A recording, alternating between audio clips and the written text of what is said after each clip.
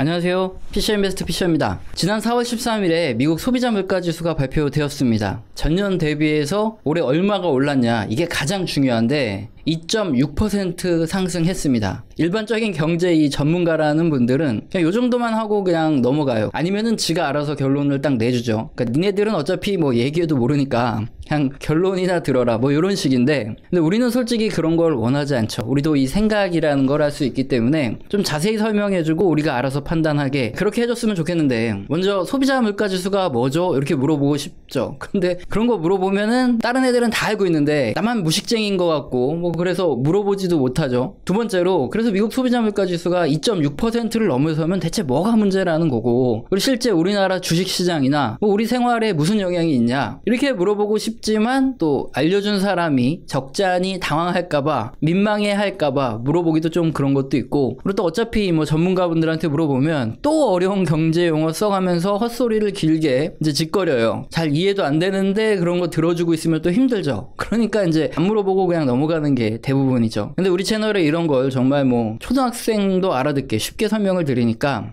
지금부터 알아보겠습니다. 먼저 소비자 물가 지수가 뭐냐, 이제 그림에 영어가 많이 나오고 있죠. 뭐 벌써 어려운 얘기 할 것 같아서 지금 막 채널을 돌리고 싶고 막 그러실 수도 있는데 쫄지 마세요. 이제 쉽습니다. 소비자 물가 지수는 한마디로 미국 소비자들이 물건이나 아니면 서비스를 구입을 할 때 지불하는 가격이 이제 전년 대비해서 얼마나 변했냐, 그냥 요거를 알 수 있는, 굉장히 쉽죠. 이런 지표를 소비자 물가 지표라고 합니다. 근데 공무원 한 명이 미국 전역을 돌아다니면서 일일이 조사할 수 없죠. 그렇기 때문에 대표적으로 식품, 에너지, 의류, 주거비, 교통, 의료 서비스, 약품 이런 것 등에 대해서 미국의 75개 도시에 조사를 담당하는 이런 인원들이 노동통계국으로 자료를 종합해서 보내주면 요거를 근거로 해서 소비자 물가 지수를 만들어서 발표를 해줍니다. 영어가 잔뜩 있는 요게 지금 세부 카테고리거든요. 근데 푸드 요거는 여러분들 다 기억하시죠? 제가 또 발음을 굴리면 여러분들이 좀 어렵기 때문에 이질감이 느껴질 수 있어서 콩글리시를 쓰는 거라고 생각을 해주시면 좋을 것 같고요. 에너지 요거 다 아시고,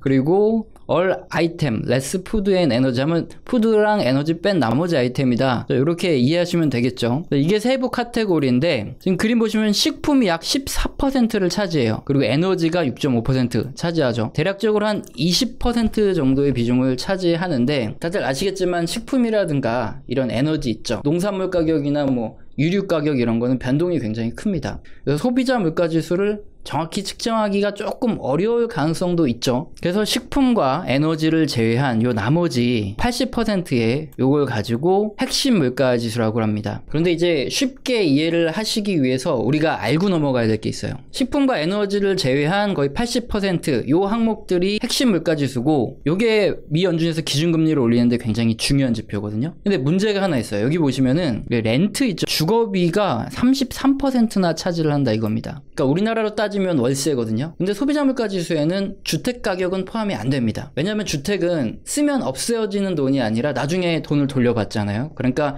주택은 투자 항목에 포함이 되고 이 소비 항목에 포함이 안 되다 보니까 내면 없어지는 그 월세만 소비자 물가 지수 항목, 핵심 물가 지수도 마찬가지고요. 물가 지수 항목에 월세만 포함된다 이거죠. 그런데 다들 아시겠지만 이 월세라는 게 쉽게 막 올릴 수 있나요? 주택 가격이 2배 올랐다고 월에 200만 원 내던 사람한테 월에 400만 원 내라 그러면은 월급이 물가에 연동해서 올라가는 게 아니기 때문에 월세를 그렇게 막 2배로 내기가 굉장히 어렵습니다. 그러니까 핵심적인 부분은 이거죠. 중앙은행이 지금 돈을 마구 풀어대면서 부동산 가격이 미친 듯이 오르고 있고 농산물과 에너지 가격이 미친 듯이 올랐어요. 그래서 우리가 살기는 점점 팍팍해졌다 이겁니다. 써야 할 돈이 더 많은 거죠. 그런데 실제 중앙은행이 물가가 많이 올랐으니까 이제 기준금리를 좀 올려야 되겠다 해서 보는 것은 실제 유동성과 관련이 적은 이 품목들로 구성된 핵심 물가 지수라는 거죠. 근데 여기까지 들으시면 또 얘가 아까 초등학생도 이해하게 설명을 해준다느니 어쩌느니 그렇게 해놓고 나서 무슨 또 헛소리 하고 있냐, 무슨 또 어려운 소리 하고 자빠졌냐, 이 말이 나오기 때문에 예를 들어가면서 굉장히 쉽게 설명을 드릴게요. 임대료가 비싸기로 소문난 미국 뉴욕의 경우를 예로 들어보겠습니다. 미국은 자유주의 나라니까 임대료도 마음대로 땅땅 올리고 그럴 것 같은데, 생각보다 그 임대료 부분에서는 월세 내고 사는 사람들을 굉장히 크게 보호하는 이런 정책이 많습니다. 대표적으로 렌트 스테빌라이즈법이라는 게 있는데, 이게 뭐냐면 1974년 이전에 지어진 건물의 경우에는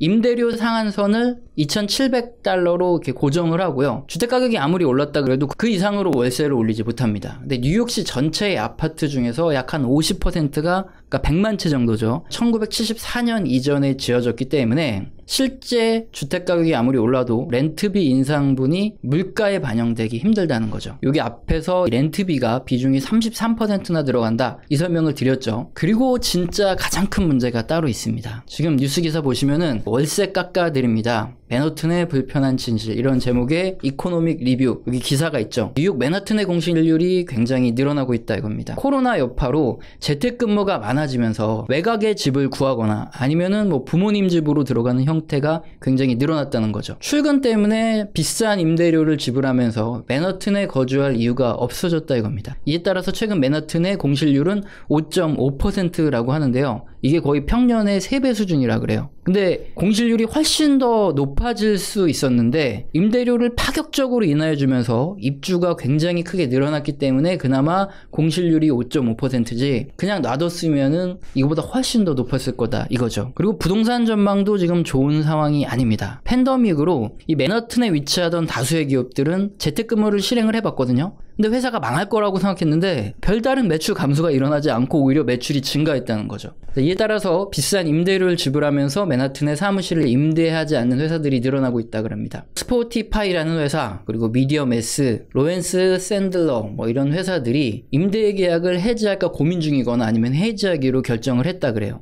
그리고 현재 일부 IT 기업들 또한 인원들을 이제 선택적으로 올해 뭐 9월까지 출근제로 이제 다시 돌아가겠다 이런 얘기가 있는데 일주일 중 절반은 뭐 재택근무를 하고 아니면 선택적으로 출근 시간을 조정한다든가 뭐 이런 방식을 도입한다 그럽니다. 그렇게 되면은 또 외곽에 살아도 그렇게 크게 문제가 없을 수도 있죠. 팬데믹으로 이제 기업 문화가 완전히 변화가 된 상태이기 때문에 다수 전문가들은 부동산 임대 시장은 이전 수준으로 복귀를 하지 못하거나 아니면은 3, 4년은 지나야 가능해질 거다. 팬데믹 이전으로 돌아갈 거다. 이렇게 전망을 하고 있다는 거죠. 결국 렌트비가 앞으로 상당 기간 동안에 올라가기는 굉장히 어려운 이런 상황이 펼쳐져 있다는 거죠. 그렇다면은 미국 소비자 물가 지수 그리고 핵심 물가 지수에 굉장히 큰 비중을 차지하는 렌트비가 앞으로도 뭐 빠르게 올라가기가 힘든 이런 상황에 처해 있기 때문에 실제적으로 유동성이 마구 풀림에 따라 거의 뭐 미친 듯이 급등하는 주택, 에너지, 뭐 식품 등 이런 생활 물가를 소비자 물가 지수나 핵심 물가 지수가 제대로 반영하기 힘들고 이것을 중점적으로 보는 미 연준의 기준금리 인상 시점은 늦춰질 가능성이 있다는 거죠. 이런 상황 자체를 우리가 알아야 된다는 겁니다. 우선 미국 소비자 물가 지수가 무엇인지 설명을 드렸고 그리고 여기에 농산물과 에너지가 모두 포함되어 있고 전년 대비해서 2.6% 상승한 상태다. 그리고 이 안에서 렌트비가 어떤지 이런 것들을 설명을 드렸죠. 그럼 이제 미국 소비자 물가 지수가 2.6%를 넘어서면 대체 뭐가 문제라는 거고 실제 우리나라 주식시장이나 우리 생활에 무슨 영향이 있는 건데 이거에 대한 답변을 드리겠습니다. 그림은 소비자 물가 지수와 미 연준의 기준금리를 나타낸 표예요. 소비자 물가 지수가 전년 대비 2% 이상 계속 증가하는 모습이 나타나면 미 연준은 역사적으로 뭐 기준금리 인상을 좀 서둘렀던 이런 경향이 있습니다. 실제적인 인플레이션이 증가하고 있다. 이거를 뜻한다 이겁니다. 그런데 미 연준은 기준금리를 인상할 생각이 없죠. 이유는 앞서 살펴본 대로 소비자 물가 지수에서 가격 변동성이 큰 식품과 에너지를 제외한 핵심 물가 지수는 아직 전년 대비해서 1.6% 증가하는 데 그치고 있기 때문이죠. 아직 2%를 넘기기에는 한참 남았다 이겁니다. 근데 우린 앞서서 이 핵심 물가 지수, 뭐 소비자 물가 지수의 큰 부분을 차지하는 렌트비를 봐도 이게 당분간 빠르게 올라가기는 쉽지 않겠다. 이거를 우리가 한번 알아봤죠. 물론 미 연준은 그런 상황 분명히 알고는 있겠지만 그래도 기준금리도 저금리를 유지해주고 지금 보여드리는 미 연준 보유 자산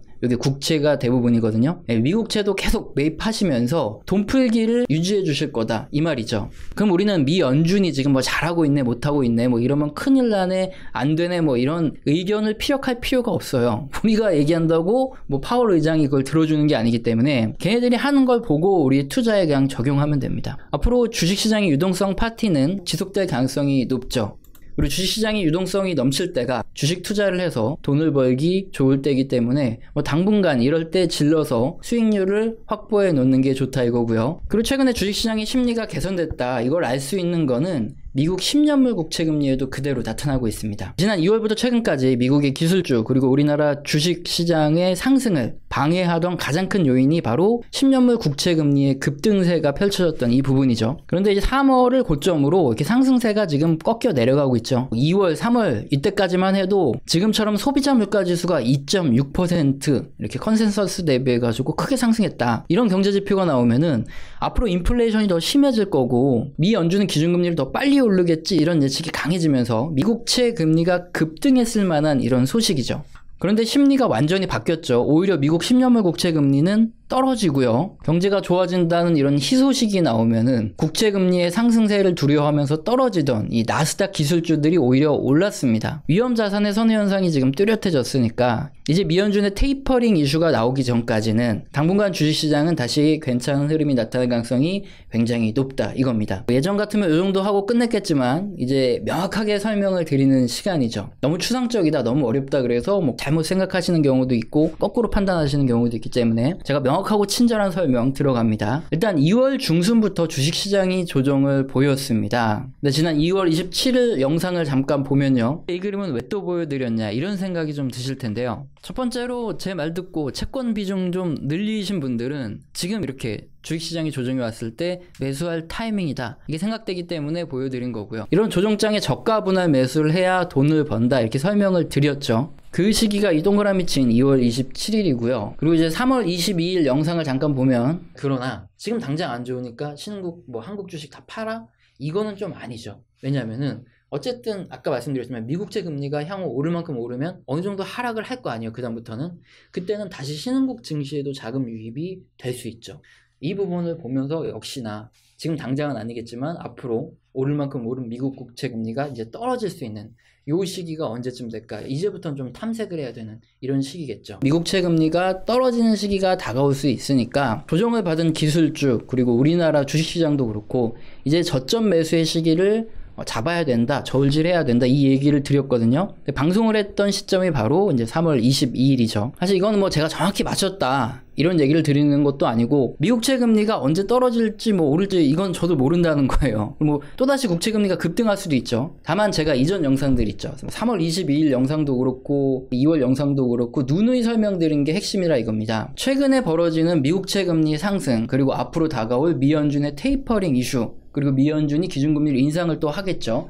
이런 이슈는 결국에는 경제가 회복되는 과정에서 나타나는 반복적인 현상이다 이겁니다. 자연스러운 현상인 거죠. 근데 경제가 회복되면 결국은 중장기적으로 미국 증시가 상승하고요. 우리나라 증시도 상승하고 경기 민감주를 비롯해서 또 기술주까지 모두 상승할 가능성이 굉장히 높다는 거죠. 그런데 뭐 미국채 금리 상승이라든가 뭐 테이퍼링 아니면 미연준 기준금리 인상 등 이런 단기적인 조정 국면에서 시장이 과도한 우려로 매도세가 굉장히 많아지는 이걸 과매도 국면이라 그러거든요. 이런 과매도 국면에 진입했을 때는 저점 분할 매수로 대응을 하는 전략이 지금 가장 바람직한 전략이다 이겁니다. 그리고 최근 뭐 비트코인도 상승하고 기술주가 다시 반등을 하고 있죠. 하지만 이번 조정장에서조차 경기 민감주들은 지금 계속 올라오고 있고 지금도 계속 상승하고 있어요. 그래서 전체 주식 비중에서 뭐 기술주를 전부 다 팔아라 경기 민감주로 가라 이게 아니라 비중을 그 전까지만 해도 기술주 비중이 굉장히 높았다면 지금 이제 경기 민감주의 비중도 서서히 높여가셔라 의견을 계속 드리고 있고 다음으로 백신 접종에 따라 경기 회복 속도가 굉장히 차이가 나고 있는데